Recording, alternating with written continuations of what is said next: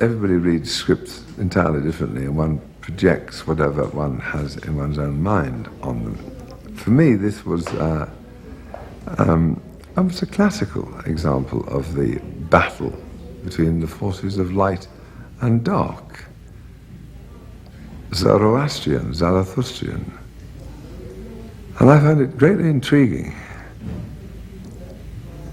It's about a mass disappearance.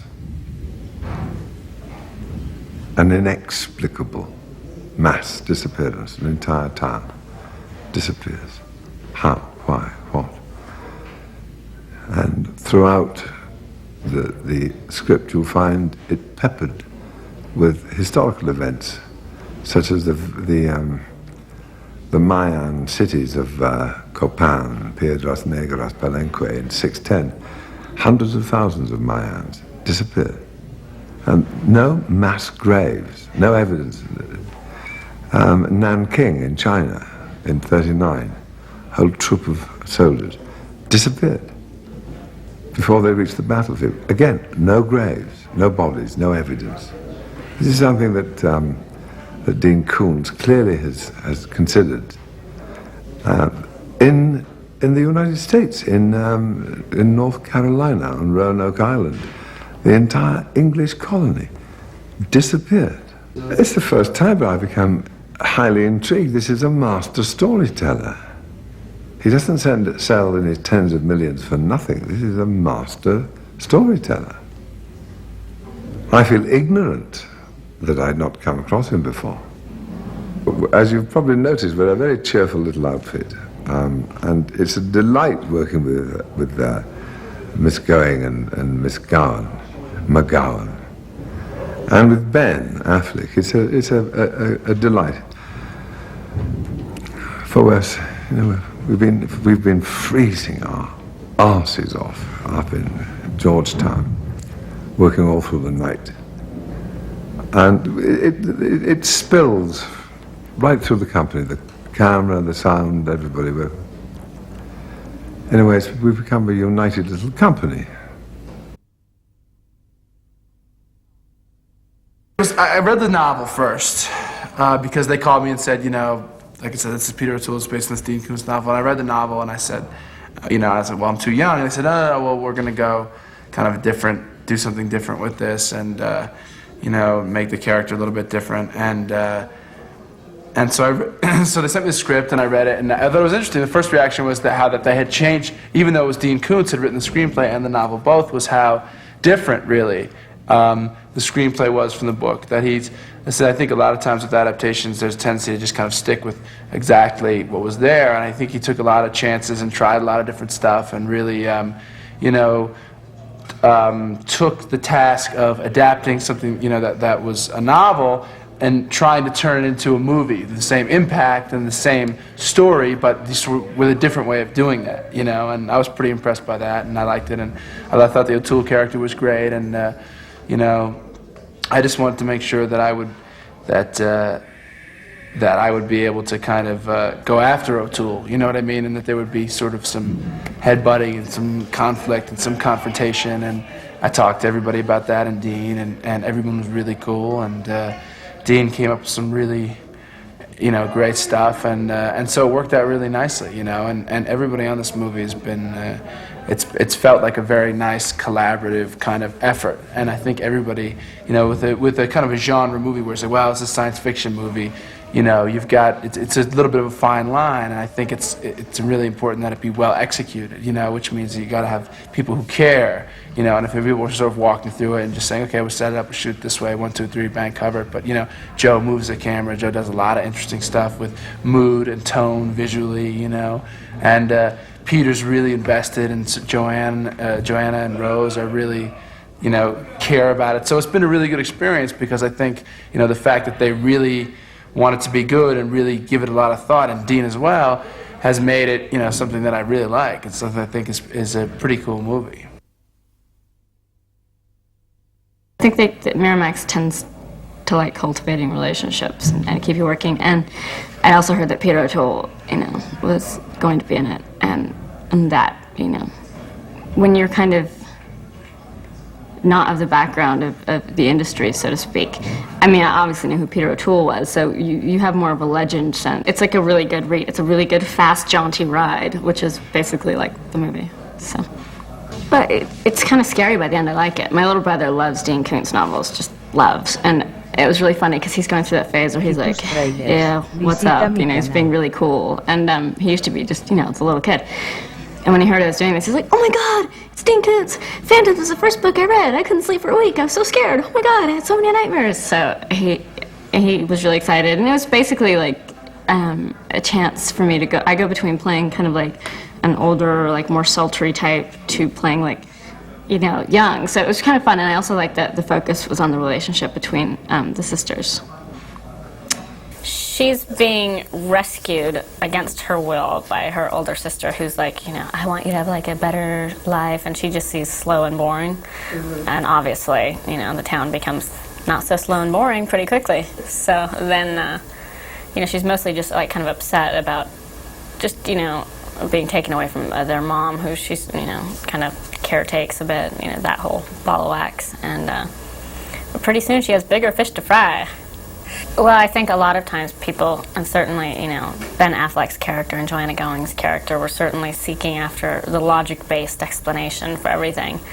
And she's just the kind of person standing right behind him saying, well, you know, I think it's this. And she's right, really, pretty much the whole thing. But I think she's just like kind of paying more attention on a different level and isn't maybe so, I mean, obviously when someone has like doctor's training or like, you know, FBI training, they're like taught to deal with everything logically, and so she doesn't have to deal with that. She just, you know. But I think she is pretty intuitive, and it's just a shame no one listens to her. What's that? Well, it felt like 4 very small fries, you know, up against the world. Or not even the world, the thing that was going to kill the world. It definitely, you know, just like occasionally you get reminders in life that you're a very small cog in the wheel. Joe's great. We got together and rehearsed, and he was very open to our input as a group, and we worked to develop more relationships between the people, because I think it's important in this kind of film that you know, people, the audience has something to grab onto, to care about these people for. So we wanted to work on that rather than it's all a lot of flash and you know, gore and things like that. And he's really great to work with, very calm, and you know, he's out there in the cold, freezing, but he's always cheery and you know, moves things right along. So. I play Jenny Paley. She's a doctor who didn't grow up in this small town, but has come here seeking a peaceful kind of small town life, that trying to get away from her past, from her family. And she's settled in here and knows all the people and enjoys the community, and she feels responsible for her younger sister. So the movie begins with her bringing her sister here to live with her. It's really thrilling to be working with Peter O'Toole. He's so majestic, and you know, it's perfect for the character and us, because he comes on the scene and we're like, who is this guy? What is he talking about? And he's just spellbinding, and so that's great. He's also a lot of fun. He jokes around a lot and keeps things merry. But it's funny because, you know, like my very expensive and erudite education, like, told me that, you know, I should like films like Godard and Fellini, which I like too, to a degree. But the movies that I really love to watch are movies like Aliens and Blade Runner, and these movies that sort of, you know, stretch your imagination. And I thought that I guess the most interesting element to me in the beginning was how much Dean had sort of paid attention to this, to the biology of the creature, the evolution of what's happening, the backstory, because that's always real important. You know, above and beyond that, you try to create an ensemble of people that you believe, and then you identify with them. And once you identify with them, then I think you got your thrill ride. I think once you've got audiences as sort of being the characters in the situation, then they're scared. I tell everybody it's a sci-fi thriller with Peter O'Toole. And they say, you're in a horror movie. No, it's a sci-fi thriller with Peter O'Toole. It's actually the sequel to Lawrence of Arabia in my eyes. No, he's like a five-time loser who joined the state police, the sheriff's department, because he thought wearing a gun on his side and a uniform would make people pay attention, give him a little more respect, which I think is something he's always been after. Like I was saying, I think him and Flight are the characters that most appreciate the arrival of this creature, because for Wargle it empowers him, and I think for Flight it validates his life, his career. What he's been saying for years and years is suddenly blatantly obvious to everyone. And I think both of them have a dangerous disregard for its power. It's almost as if they've been waiting their entire lives for this event to happen.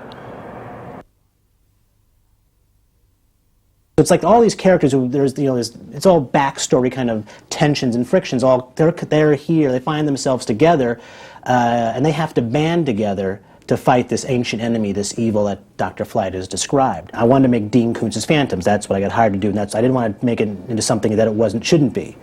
So I think once I started working with Dean and we started throwing ideas back and forth, he saw that I wasn't going to try to take his material and change it into something that it shouldn't be. It was going to be Dean's Phantom. So, and Joel was very instrumental in working with that and staying, true to the spirit of the book. Because we've all seen these movies, they expect their characters to act smarter in these situations. You wouldn't, if you think there's a killer in the house, you don't go in the basement. You just things you just don't do. And Phantoms I think exhibits a lot of that kind of, what audiences want in terms of a smart characters and making the decisions that they would do, that the audience would do if they were in that same situation. So I'd say that's another element as to why, hopefully, in the past couple of years, you're seeing these kind of smarter, quote, smarter thrillers or horror movies, and I think Phantom's another example of that. The book, like the movie, hopefully, it has a great concept. These two sisters come back to a town and everyone's missing. So it has like a great hook. For like the first 10 pages, you're hooked into the book. So yeah, cinematically, it was all right there and sort of laid itself out. So no, I was very excited. When I read the book, I was really excited about being involved in the project. Phantoms is a multi-genre piece. It's not just a horror film, it's a science fiction film, it's a thriller, it's a mystery, it's a really good mystery. And the way that the film has been cast, I think, is a very interesting dynamic. You have, on one hand, you have Peter O'Toole, distinguished British actor, accolades, and he's a legend really in his own time. And then you have these other kind of younger American actors, Liev Schreiber, Ben Affleck, Joanna Going, Rose McGowan. So it's kind of an interesting dynamic, seeing those two worlds of acting come together. They all brought, something specific to each of their parts. Characters who could be traditionally kind of, one note, one-dimensional, become something else, become much more interesting. Liev Schreiber, who plays Wargle, on paper, he's kind of like, he's the bad guy, and he's the guy you love to hate, but Liev took that character, made it a really well-rounded, fully developed character, and it's stuff like that which makes this whole process exciting, where an actor comes in, takes something which is there, but just explodes it, and does some really interesting, fantastic things with it. I'm going to say this is a scary picture. It's full of suspense. I call it mainly a contemporary science fiction thriller. It's set in a contemporary thrilling, but it's science fictional because it's logical. It follows a logical story pattern. And a supernatural story, a horror story, anything can happen. In this movie, not anything can happen. The creature has to play within certain rules. All the conditions of the set, of the background of the story are set. And now, that makes it a bigger challenge for the people trapped in this storyline. Every scene can be visualized in so many different ways, and Joe Chappelle we're very fortunate there because he's a wonderfully visual director and really brought this alive. I think once I wrote the script, I think Joel liked about the script all the things that I liked. Of course, I liked it because I wrote it. The things that were central to the script that were different ideas that were the things that Joel was a real champion of as a producer. That we're not just dealing with some eating machine that's going around killing people, that you're up against something intelligent, and where does that intelligence come from, and what is it like? And it raises the level of jeopardy, I think. If you're dealing with a giant shark or a giant alligator, that can be scary, but if you're dealing with something that maybe is as smarter than you are, that's scarier still.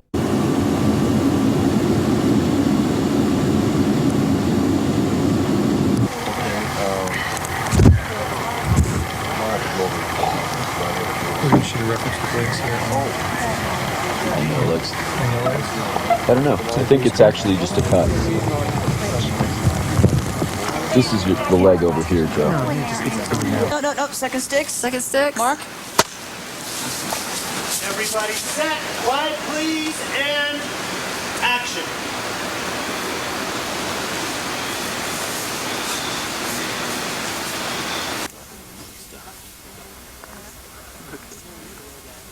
I'm here.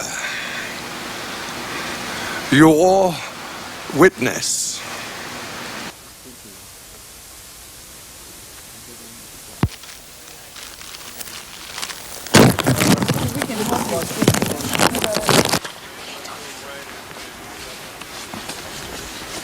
Sound speed. Tail sticks, rolling camera. You see all these people in that path. That's your cue to go on. And you're Tell just me slow, which side of the slow, camera you and fight every people are done Joe. with it, but you just Rolling sound. This is 135 Charlie, take 1, split track, boom left, radio right. Sound speed. You pull it up, then we'll just... At least if we only just get one for the scene. Yeah, exactly. Fine. You know what? I'm gonna throw this over there because I'm as unenlightened as you are. Are we good?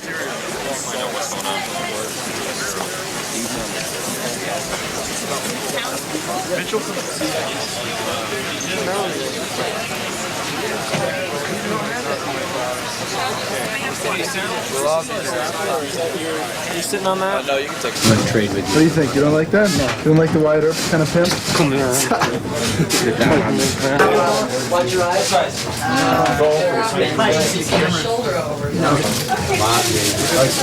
Start times make it just a psychological thing. That's why I have. No, I'm saying after the movie's over, she's not there, what would I possibly do myself? Well, what do you charge? All right. Hey! No. I got a problem. So then that's when it goes into the rolling. So let us do all these things. Yeah, but we cannot make the sun stand still, yet we can make it run. Yeah, we jump, make it run or something. There's the part before that that makes it rhyme. Something about can't remember. Hit some buttons and this popped up, so it's sort of like this is he turns toward you and you'll have that look on your face is how the and that's the bit. 5 minutes.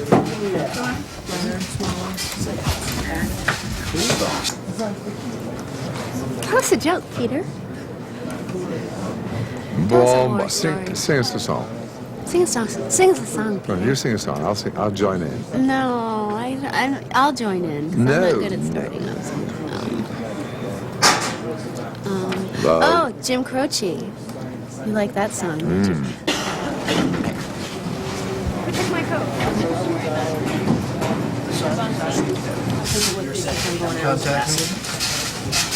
It's in response to it.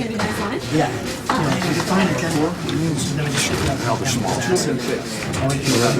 We're stupid things. Yeah. What's that?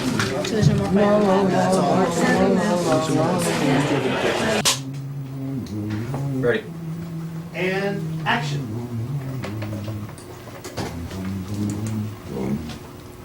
They gave me a tour on the way.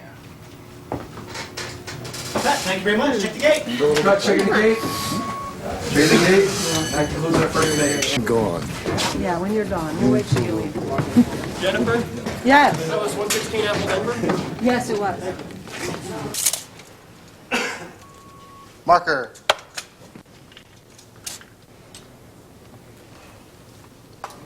Quitus Trailers, visita mi canal.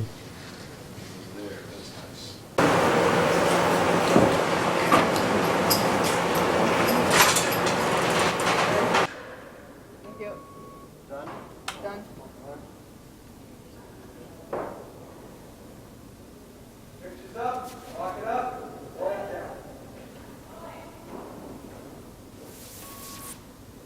down. Clear the background, please. Thank you. Set.